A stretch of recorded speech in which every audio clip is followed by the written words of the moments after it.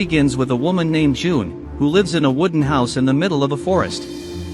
After having a nightmare, she prays that the wood protects her family from the great evil and only then musters the courage to open the front door.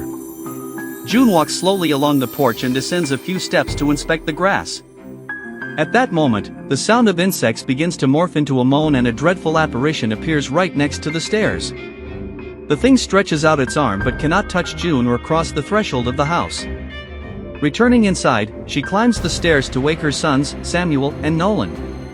She informs them that there are 10 minutes left until breakfast. The only one awake is their dog, Coda. But Samuel soon gets out of bed and alerts his brother that there are only 9 minutes left now. When Nolan gets up, we see that he wears an ankle bracelet filled with bells, like an improvised alarm. As the boys begin their day, we learn that they have always lived under the threat of the great evil, a malevolent entity that can take any form to deceive its victim. June does what she can to protect her children from the dire contact, as a mere touch is enough for irreversible contamination.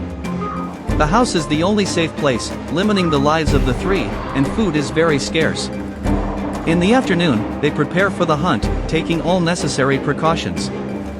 3 ropes tied to the base of the house are the trick to keeping the family protected even from the outside. With a handmade whistle hanging around their necks, each of the 3 takes the end of their rope and prays before tying it around their bodies. The last part of the ritual is when the boys repeat the mantra, "Never let go." Then, the 3 start moving away in different directions in search of anything edible. It doesn't take long before the great evil comes to torment June in the form of an older man, but she remains steadfast and shows no weakness. Something she has always taught her sons is that the world was already bad before the great evil, and that was what opened the doors for it. June's mother was one of the first to realize the truth, although no one believed her except her husband. He was the one who built the wooden house where the family could live safely until now.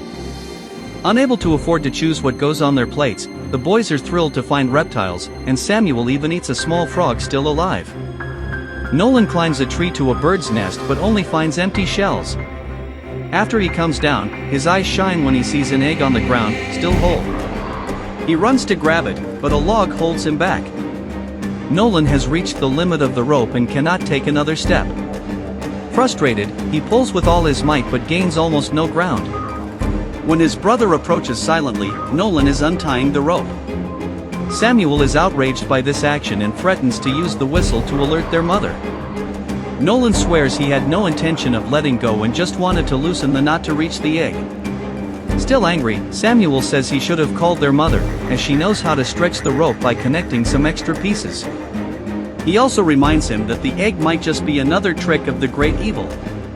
The two continue walking through the underbrush, with Samuel a few steps ahead.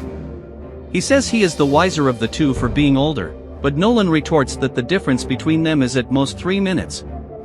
Joking, the two are almost in good spirits again when Nolan hears the phrase, "She loves me more." He finds it no laughing matter and immediately asks what his brother meant. Samuel looks back with a confused expression and swears he said nothing. Nolan is a bit uncertain, but his hurt feelings win out, and he steps on his brother's rope. Unfortunately, the tumble is much more severe than expected and the jolt is so strong that the rope comes loose from the boy.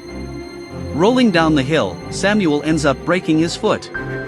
Regretting it, Nolan begins to blow the whistle frantically. June is skinning dinner when she hears the dreaded sound and takes off running. At the embankment, Samuel even forgets the pain when he realizes the rope was left behind. A hissing sound begins to come from the tangle of twisted trees right in front of him. The boy covers his ears and closes his eyes, doing his best to block the entry of the enemy. Unable to reach his brother, Nolan decides to let go too. His mother is facing the same dilemma as she hits the limit of her own rope. As soon as she lets go, a white-haired woman emerges from the thicket, making faces. June grabs her sons and ties a piece of rope around all 3. The elderly woman squats right behind her, and the boys realize their mother is seeing the great evil. She asks several times if either of them has been touched, and they assure her they haven't. But when Nolan asks what she is seeing, she says nothing. Coda is waiting on the porch when the family returns. As soon as they cross the threshold, June throws the boys to the floor, on top of a relief illustration. With a knife in hand, she demands that they touch the drawing and say a prayer aloud, as it is the only way to verify if they have been contaminated. Finally convinced, June puts away the knife and carries Samuel to the sofa. Nolan begins to explain what happened, but their mother does not want to hear his apologies. She tends to Samuel's fracture as best she can, and then he repeats Nolan's question, wanting to know what she saw in the woods. June says that the old woman is her mother and that the great evil always does these things to unsettle people. Later, she cooks the reptiles the three of them hunted in the afternoon. Since the expedition was cut short by the incident, June's dish is almost empty, and even so, the leftovers barely suffice to be shared between the two. While they eat heartily, she begins to recount another incident that happened long ago. She says that the great evil appeared in the form of a little girl in distress, just a few meters outside the rope's radius. The girl was trapped with one foot and cried, begging someone to help her. Every day, June returned to the same spot, and the little girl was still there, growing weaker and sicker each time. The great evil wanted her to doubt and feel pity for the child, lowering her guard to rescue her. Without explaining what happened to the girl, June recalls the danger the three faced earlier and makes the boys repeat the mantra, "Never let go." The next day, the boys go through another step of purification. One by one, they are locked in the basement, tasked to let their imagination run wild. Nolan spends an hour down there and says he saw the house being swallowed by darkness, along with the family. Only when he concentrated on maternal love did he feel the darkness receding. June asks him to look around and be grateful for everything he has. At night, the brothers draw on pages of old books, as there are no new notebooks. Playing pretend, they imagine they have wings and are free to fly. Before sleeping, Nolan asks if his brother saw anything in the forest when the rope came loose. This has never happened before, and it's a bit strange that neither of them saw anything. With unwavering faith, Samuel says they were just lucky, and that's why the great evil couldn't catch them. Then Nolan touches on an even worse subject, mentioning their father and grandparents. Everyone was touched by the great evil at some point, and June had to sacrifice them to protect her children. Nolan wonders what she would have done the day before if they too had been touched. Samuel doesn't like this kind of conversation and says their mother has never lied to them. Meanwhile, June is on the porch sharpening a knife when she hears a man's voice calling her name. It's the ghost of her husband, following her steps outside and trying to provoke her. He accuses her of having run away from home, lying to the children about how the marriage ended. June doesn't like being called by her own name and says she is a different person now. The husband continues with the taunt, always outside the house, unable to enter. He guarantees that sooner or later she will end up letting go, and then the great evil will turn her against her own children. Sometime later, Nolan is helping his mother with the garden when she notices his curious look. June has a snake tattoo on her back, and the boy asks how she got that if the great evil destroyed all the cities. She explains that it was before, when she was as suspicious as he is and didn't believe her mother's stories. The period she lived in the city was just before the end of the world, and she was lucky to return to this house in time. After that, everyone was affected by the great evil and found themselves forced to turn against each other. Seeing her mother a little more open to conversation, Nolan takes a chance with another question, wondering if it's possible there are other houses like this one. He says he would be happy to know that they are not alone, but their mother categorically denies the possibility. Only the three of them are left in the whole world, and that has to be enough. Time passes, and the family situation worsens significantly when a harsh winter drives the animals away from the forest. The food supply dwindles to almost empty, and their meals become smaller and smaller. One of the few leisure options is the old hand-crank record player, and its use is only allowed once a month, on the night of the new moon. Seeing the boys so happy, June even tries to get in the mood, but she can't shake off the threat of hunger. Later, her bath is interrupted by a scare. She hadn't realized that Nolan had entered the bathroom, and now the boy is standing there, staring. Knowing this is another episode of sleepwalking, she takes her son to bed and puts the bells back on his leg. The next day, she goes hunting alone, combining the 3 ropes to increase her range. Aiming at a crow, she realizes the bird is pecking at something and is filled with horror when she sees the great evil in the form of Nolan. No other animal appears after the crow, and she is forced to fry tree bark to feed the boys. As the longer rope hasn't helped much, the two resume accompanying her in the afternoons, helping to peel the trees. This is what Nolan is doing when a shadow suddenly passes by him. The boy gets scared and looks around, realizing he still has the bell on his foot. Then his rope starts to be pulled, and Nolan is dragged through the woods to a well. Waking up frightened, he sees it was all a dream. However, now he is outside the house and without the rope. Something is moving among the bushes, coming his way. He feels calmer when he sees it's just the dog, and it's then that his mother suddenly grabs him. In the bedroom, Samuel panics when he sees the empty bed and rushes down. Nolan is going through the purification ritual again. This time, their mother forces him to repeat the mantra several times before locking him in the basement, still trembling with fear. The following night, Nolan tells his brother that they need to look for food elsewhere. The two know the forest well enough to escape the great evil and can bring back everything they find for their mother. Samuel asks him to speak more quietly, obviously afraid of their mother. We see that she is indeed listening to the conversation, and just as Nolan says they no longer need the rope, Samuel rejects the plan, remembering that June always knows what is best, but Nolan says he's no longer sure about that. The next day, June rummages through an old trunk and finds her Polaroid camera. She explains to her sons what a photograph is, showing some from the time when life was normal. In the camera, there is only one photo left, and she says she is saving it for a special moment. However, she says she doesn't know if that moment will come, as winter is far from over and the chances of survival are very few. When the boys seem scared enough, she says there is still a way to resist, no matter how terrible it sounds. The last option is the dog, whose meat could feed them for more than a month. One of the photos shows that Koda has been with the family since the boys were very young. While this increases the horror of the decision, it also means he won't last much longer anyway, especially without anything to eat. The idea is devastating for Nolan, and he reacts aggressively, pouring out all his doubts at once and accusing his mother of being the real evil in their lives. June says the great evil's plan is to make her children doubt her, and it seems to be working. So instead of imposing her will as she always does, she decides to consult Samuel, leaving the deciding vote to him. The boy not only agrees with the idea but offers to carry it out, sparing his mother the suffering. Outraged, Nolan storms out of the room screaming that he hates the house and goes to hug Koda. June separates the two firmly and takes the dog to the greenhouse shed, but she also breaks down in tears during the farewell. Believing this to be her only chance to save her children, she regains her composure and prepares the bow.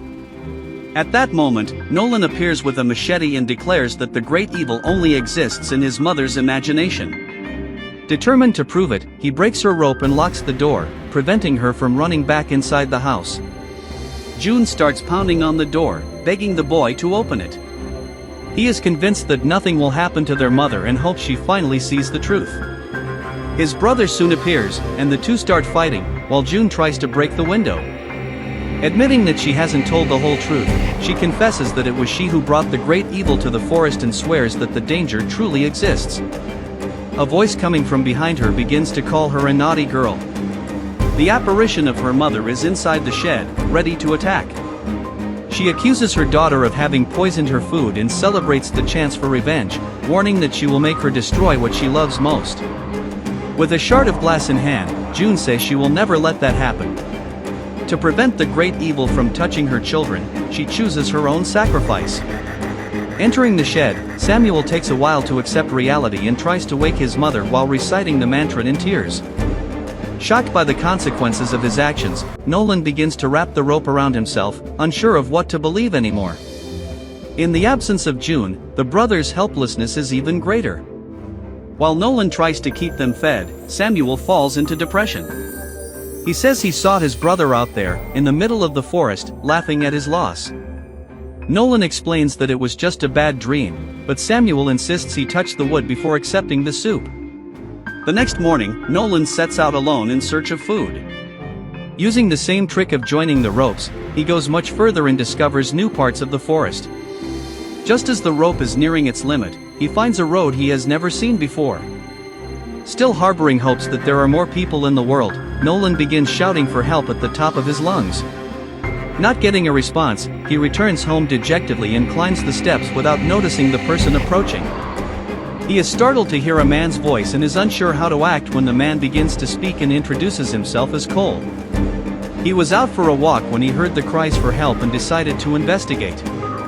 Noticing the boy's wary demeanor and the general state of the house, he asks if everything is alright. Having never seen the great evil or another adult besides his mother, Nolan does not know how to gauge what is before him. However, he decides to take a risk and asks for help, telling the man that his brother needs food. Cole says he has some in his backpack and even offers to give them a ride, saying his car is not far away. But then Samuel emerges on the porch with the bow, saying he is not a fool and will not fall for this trick.